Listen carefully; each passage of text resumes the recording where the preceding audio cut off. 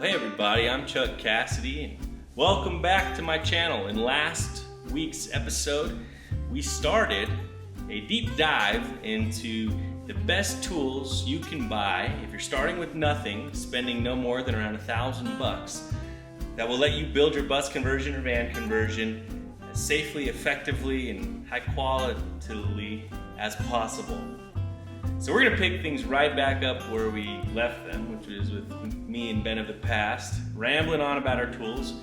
I'm sure there's some things in there you think we forgot, and you'll be pleasantly surprised when we address that all in a future video, which will be part 3, which is the second level of our 4-level tool classification system. Thanks for watching. Let's get started. Okay, so we've covered measuring, marking, cutting.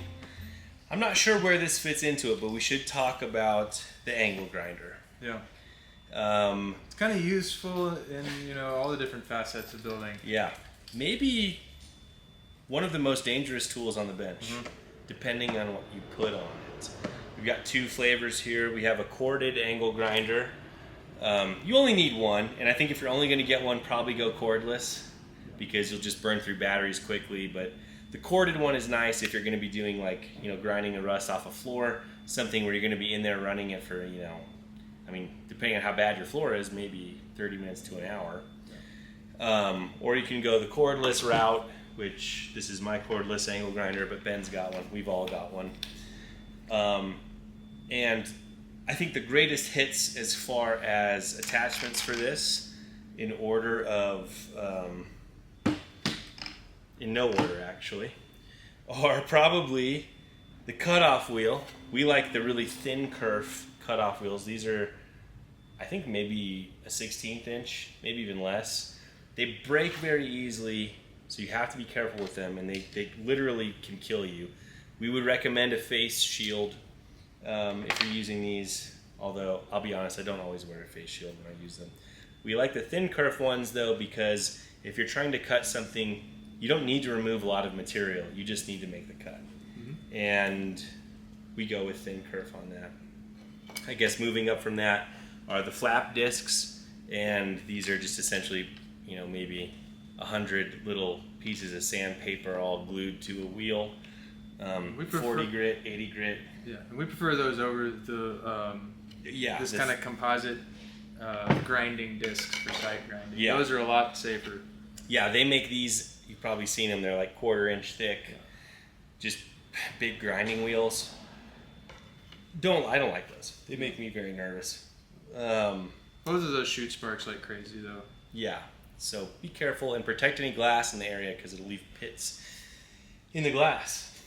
This is a braided wire wheel. I talk about this in my subfloor demo video. This is definitely the best and safest of the wire wheel attachments. I would say, in my opinion, they have the unbraided version, but that just has a tendency to just shoot the braids off. This, it doesn't really eject the braids as often. It still does. You have to plan on it too. Yeah. But the ones that aren't braided, they just fling them. Yeah. And then the last one, and this is a tool, an attachment that I think for the amateur carpenter is a real lifesaver, especially if you're doing something that requires scribing using the dividers that we talked about, and it's an angle attachment. So Ben is the one that I first saw this with. So I'm putting this attachment on the right angle grinder anytime that I'm working with curves. Anytime you're trying to fit a curve to the ceiling of the bus, or really even if I'm just trying to fit a panel to the wall, which is not square with the floor, I am more often than not grabbing this than trying to grab a saw. If I'm just trying to remove a little bit of material. Right. Say I'm close to there, but I'm coming off, an 1/8 inch over the length of a panel, I will grab this attachment, and it's just a 60 grit disc, 5-inch disc. It gets captured there behind this rubber pad, screws onto there, and it's a great way to remove just a little bit of material. It's very dusty. Wear a mask if you're doing this, because that amount of dust is really going to irritate you. It will. But it's extremely effective. If you hold it in the right direction, you can actually get a cleaner cut with less tear out along the edges of your wood than you would with, you know, your skill saw or your jigsaw or whatever else you think you would use. I love it. I use it all the time. It's extremely controlled. Yes, very controlled. You can really sneak up on a line too if you've got a tight scribe and you want it to be perfect. Yeah. I love that tool. I can't recommend using this enough. But no matter what attachment you're using, I just want to reiterate. Yeah. Get full PPE on. Yeah. If you're using the right angle grinder, get your good gloves out. Yep. Because if you're shooting sparks, you'll be burned before you realize that you're getting hot on your fingers. Definitely. And little chips fly and bounce around, so cover your eyes. Cover your eyes. I think the angle grinder is probably one of the most used tools in our shop, but it also probably deserves some of the most respect because fundamentally it's a high-powered device that spins something that's uncovered. And we are breaking the rules. None of our angle grinders have the guards on them. If you feel uncomfortable, leave the guard on. Leave the guard on. Even if it's bothering you. Oftentimes you find you have to take it off because it gets in the way of what you're trying to do. So it's a very versatile tool. Yeah, they're an awesome tool, powerful tool. Some are saying the best tool. Okay, so I think we've covered all of our favorite cutting methods, if I recall correctly. Yep. I think if we're going to talk about maybe when it comes time to assemble something, let's talk about that. And for us, I've noticed that there is a direct correlation in the quality of work someone does in proportion to how many clamps they own.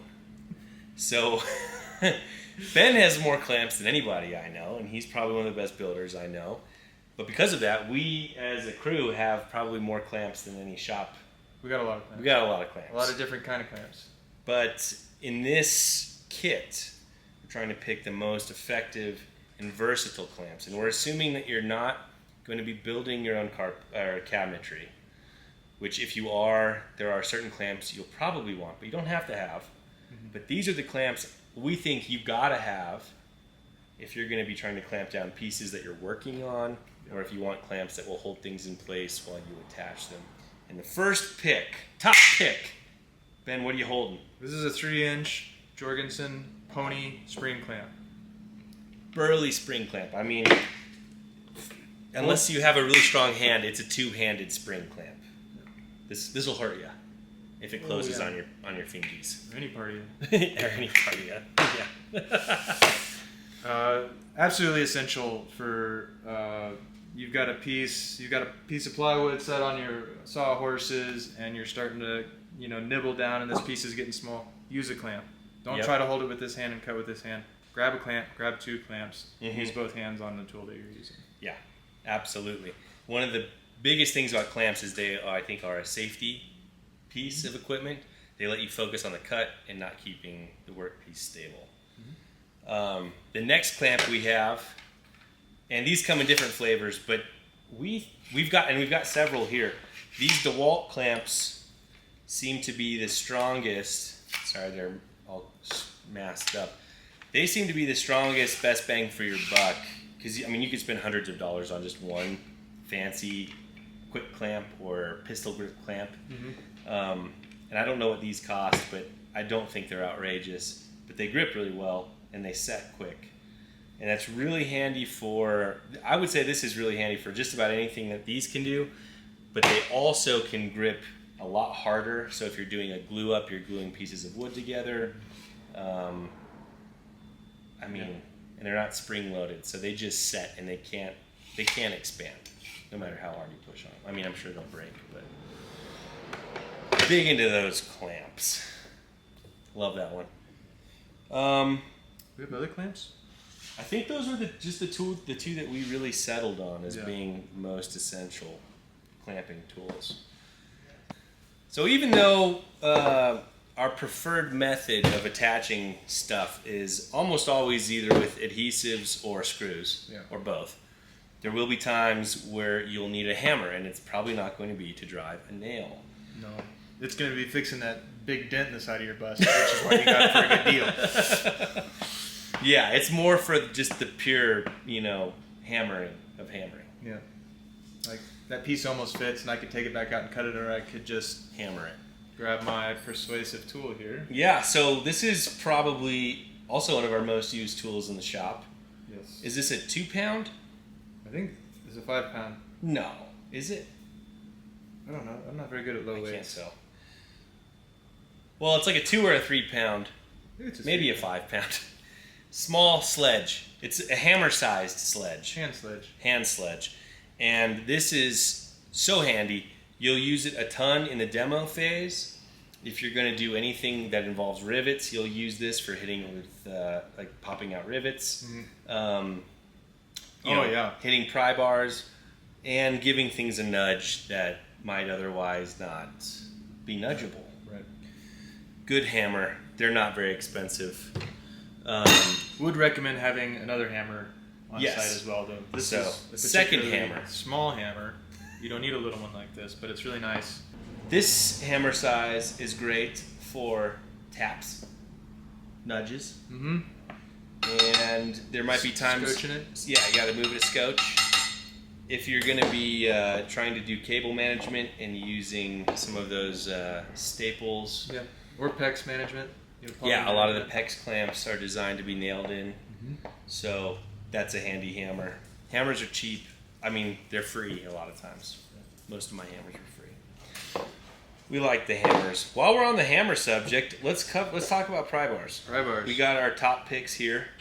Best pry bar for demo and just grunt work, rough work.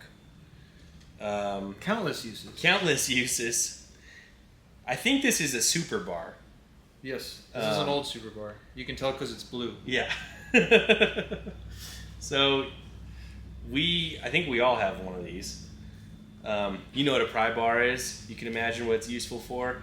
Tearing out your subfloor, prying stuff up. We also use them for nudging sheets into place. It's a powerful tool. It is. Then we got, next to it, that's a cat's paw.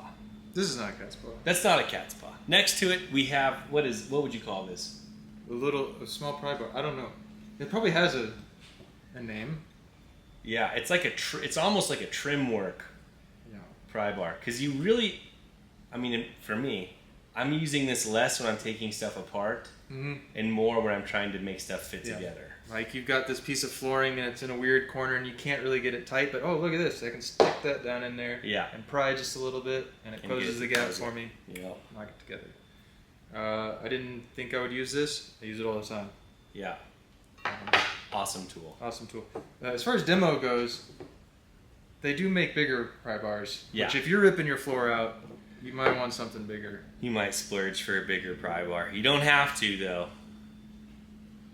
Leverage. But you can always, it's not too late to hurt your back. Since it's next to it, a scraper. And this is a really nice metal scraper. You'll find a million uses for your scraper, just like us. Yeah. I mean, we use it for everything. There's all sorts of weird products on the inside of the bus. Yeah. Things you need to scrape. Gum. And sometimes it's also like a pry bar. It's a great way if you have a piece of trim you installed that needs to be pulled out. You can slip a scraper in there and get it started and then get your pry bar in there to pull it off. A lot of times too, you can use it as a guard to protect the surface behind it if you need to come in and cut something. Maybe with the multi-tool, you put the pry bar in so that your multi-tool bottoms out, or not the pry bar, you put your scraper in so the multi-tool bottoms out against your scraper instead of the surface behind it. That's a really advanced method, but you can do it with a beginner set of tools. Yeah, those are good. Those are really good tools. Anything along these lines that we should cover? Kind of feel like just a utility knife. A utility knife that you're going to burn through blades. There's all sorts of stuff that you're going to be cutting. Yeah. Necessary. I'm a big fan of these Milwaukee Fastback knives. I'm a Stanley 99E kind of guy. I got like 3 of them. Different flavors, but you want to have something that's got a disposable blade so you can trash it because you're going to be cutting things. It's like You might be cutting flooring. You might be trying to cut through, I don't know, your underlayment paper, opening all of your Amazon packages. I also find myself using it for cleaning stuff too. Yeah, scraping stuff off. Yeah. Yeah. Awesome. Important. I think we should probably talk about mechanics tools. Okay. Since we're... I think that's what we're coming up on. Yeah, since that's we're... pretty much, I mean, you those can are do all the construction tools. so much woodwork with what we've gone over. Yes. We didn't include in our budget list a powered sander. And that's because if you're really trying to save cash, you can always sand by hand. So a sanding block or a sanding sponge. If it's in you and you want to, you can buy a sander, but... Or you can just not sand. Or not sand. And a lot of people do that too. But we didn't include it in this because you can actually build a pretty nice rig and not have to break out the sander. Let's talk mechanics tools. So this is a side you own, you're trying to build a home, but the home has an engine and an entire rolling chassis attached to it. And for me, the must-haves are a set of wrenches.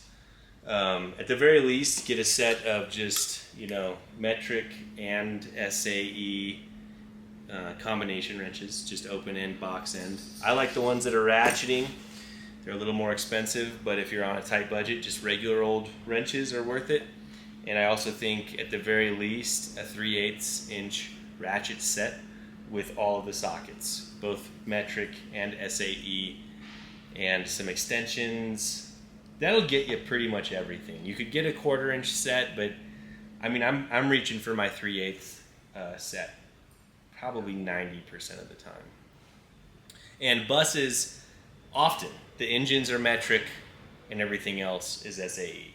So if it's a Cummins engine or an International engine, those are generally going to be metric. So you do need both. In addition to that, I feel you absolutely have to have a set of ice grips. Mm-hmm. These are indispensable, especially if you're working by yourself. If you got to go tighten a bolt under the bus and the head of the bolt is in the top of the bus, you can clamp these on and they'll hold that while you go tighten or loosen it. And the last one, and this is a tool, I'm always surprised how few people know about this. I've introduced it to a lot of folks, but it's called a strap wrench. And, it tightens up on round objects so that you can remove them or tighten them.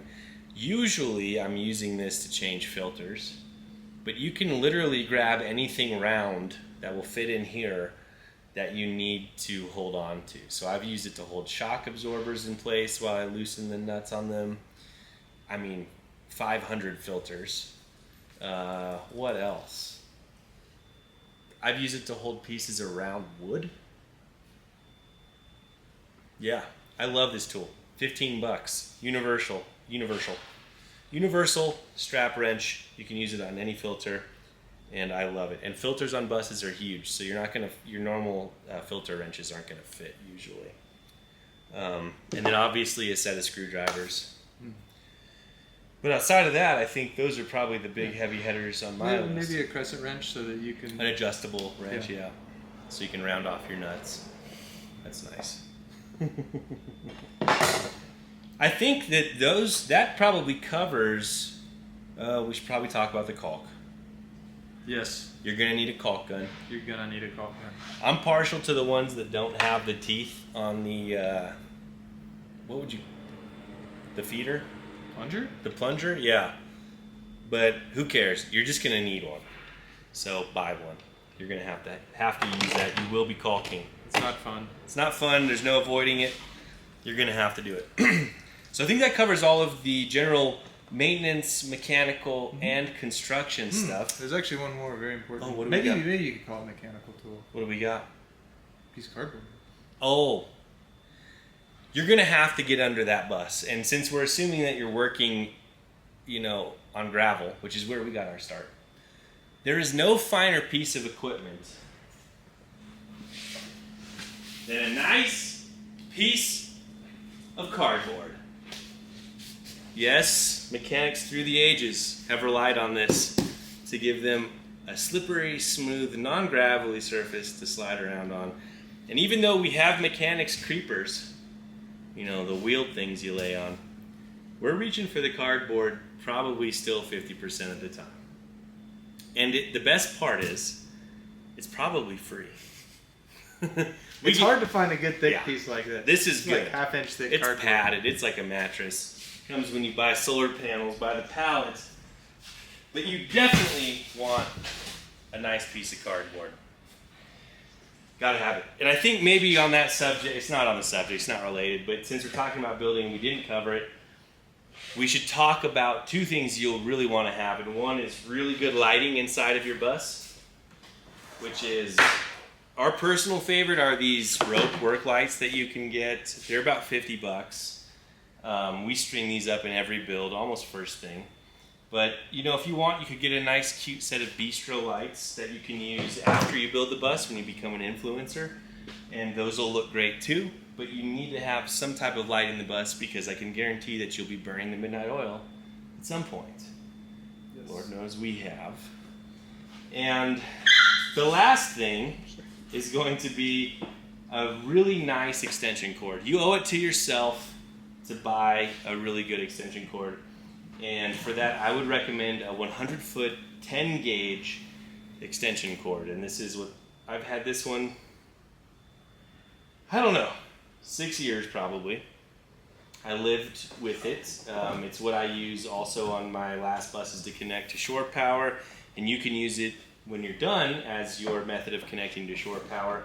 But you want 10 gauge because if you're going to be using more powerful tools or running multiple devices, you're definitely going to want that thicker gauge wire that's capable of handling the heavier draw.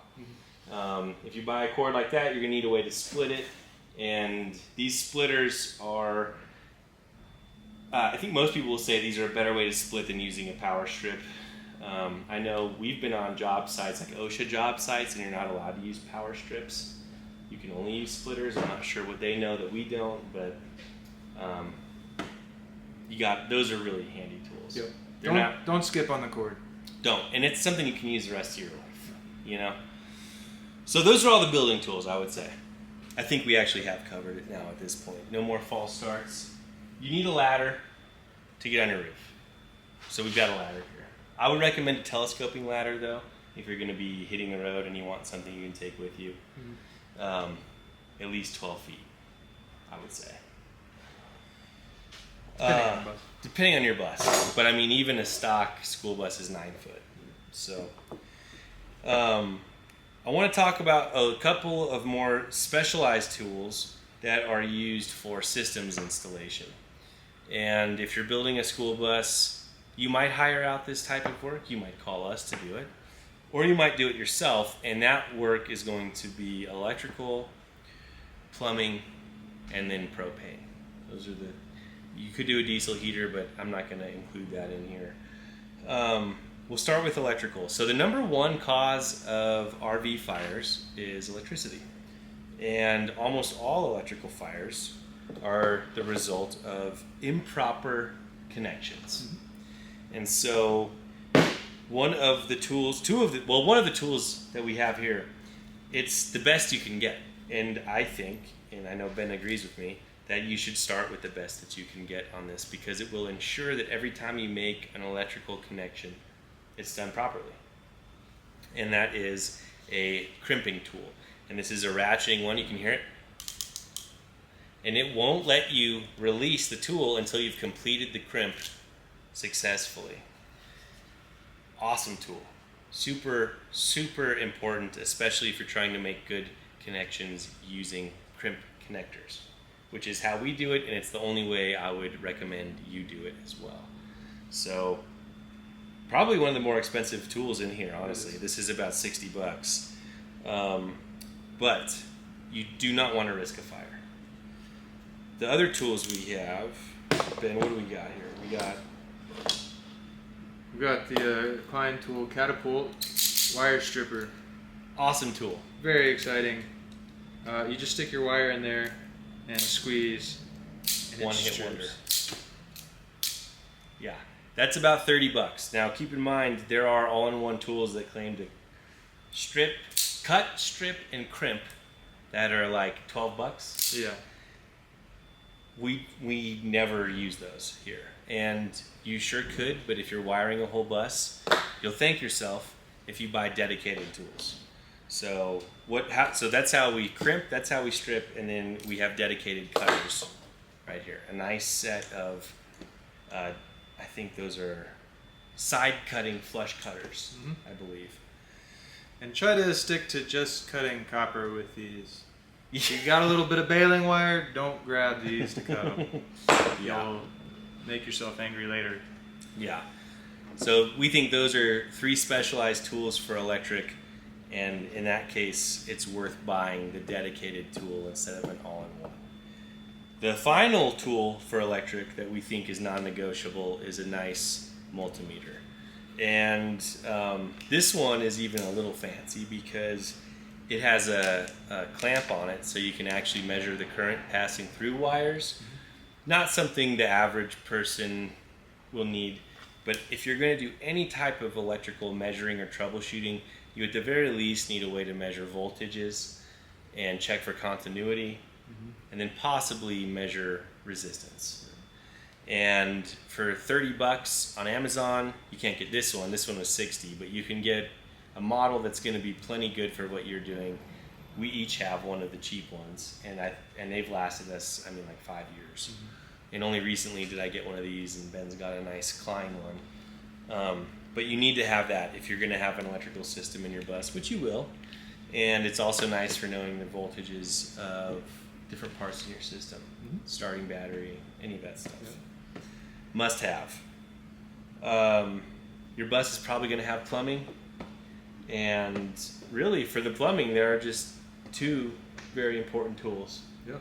And the first one, so we only use PEX. You can plumb your bus however you like, but if you're an amateur, beginner, or a pro, PEX is the best choice. It's the cheapest, first of all. It's freeze tolerant, and it's the easiest to work with because you can bend it, and anytime you can bend instead of inserting a fitting, that's advisable. But it's also very friendly for making those joints and installing fittings because you don't have to sweat them. So what have we got in our PEX tools? Funny, right? Doesn't seem like it would be worth it, but it is.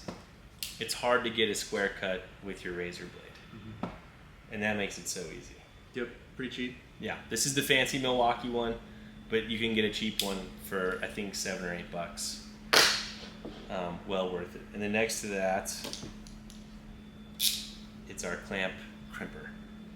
So everyone probably knows about the shark bite fittings, and you can certainly use those. And in testing, they have shown time and again that they're as good as any clamped fitting. I still have a hard time believing that, and so do most plumbing professionals. But the biggest drawback, really, if you're building a bus on a budget, is that the fittings are super expensive. We're talking, $5 to $8 per fitting, where you could go buy a brass fitting and a clamp, that whole package, for about $2, maybe even less, honestly. But you'll need this tool to install them, and this tool is $60. We've been using this tool since we started, and you do want to make sure that the jaws stay calibrated and that you're getting full crimps, but you can't mess it up if you're using this. It's just like our other crimping tool. It's ratcheting, so it won't release until you've completed it. And if you've got, more than maybe 5 or 6 fittings to do in your bus, this will pay for itself, and you'll have a better connection. No reason not to do it. That's it for plumbing, no? Yep. The last systems tool, and it's really the only one that I feel like you have to have if you're going to be doing your own propane, and that is one of these cheap little propane detecting gas wands. And I think they're $30. It will tell you if you have a leak. You can always do the soap and water test, and that's good. But this has found leaks that probably the soap and water test might not have found. We had a stove just recently. The stove itself was leaking, so no part of the stove that we had made or connected to. We never would have found it. We never would have found it. And in fact, The only reason we were tipped off to it was because the bus always kind of smelled weird on the inside. And then it wasn't until we got this out and ran it on the back of the stove that we were able to find the leak. So this will really save your butt if you're going to be doing the propane system yourself, which is totally possible. It's not something that's rocket science, but you definitely want to get it right because the consequences are severe. We know people that have been in RVs. A couple people, Robin and Mark. Yeah, RVs that literally exploded. They're both fine. They're both fine, yeah, but they were, I think, both blown off their feet. I think they were both in the doorway leaving. Yeah. They left in a hurry. I think the last thing I'm seeing here is the vacuum that we haven't covered.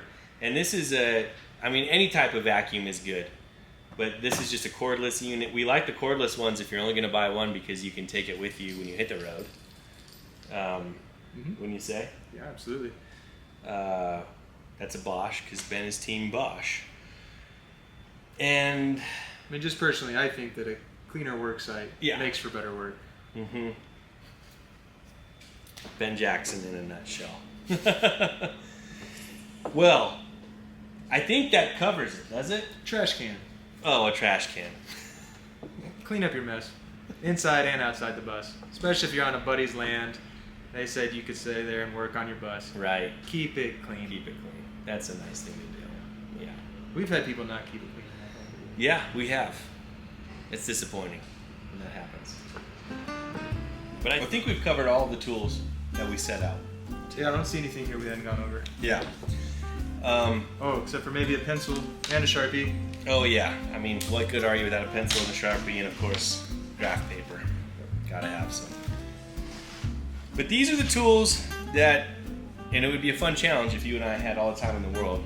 If this is all we had, I think we could build a pretty outstanding bus. And look at this. I mean, you could fit nearly all of this. Obviously not the horses and the ladder, but in maybe 2 little contractor bags. Yeah, certainly inside like a luggage compartment of the bus. And that was our stated mission. And I think you could buy all of this, especially if you got some things used, for probably under $1,200. Maybe even under $1,000 if you're savvy. So it's totally possible. I built my first bus with less than this, and it still turned out. So, thank you for watching. I know that's a lot of information your way, but hopefully this is useful, and I hope it's encouraging to you. If you don't have a big budget, but you want to get yourself into that school bus lifestyle, yes, you can do it. If you're willing to learn how to use a few tools really well and spend your money wisely.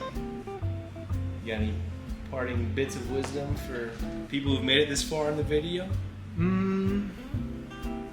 Stay safe. Wear your eye protection. Yeah. It's pretty easy to get excited and you figure out how to do something and you forget to put your glasses on. Yeah. Anyways, I'm a little bit of a pusher for Yes. Yeah. If you can't do it safe, you probably shouldn't do it. Well, thanks for watching. If you like this type of content, make sure you subscribe, and we'll do our best to share every little bit of wisdom between the two of us with you every week. Stay tuned. Thanks for watching.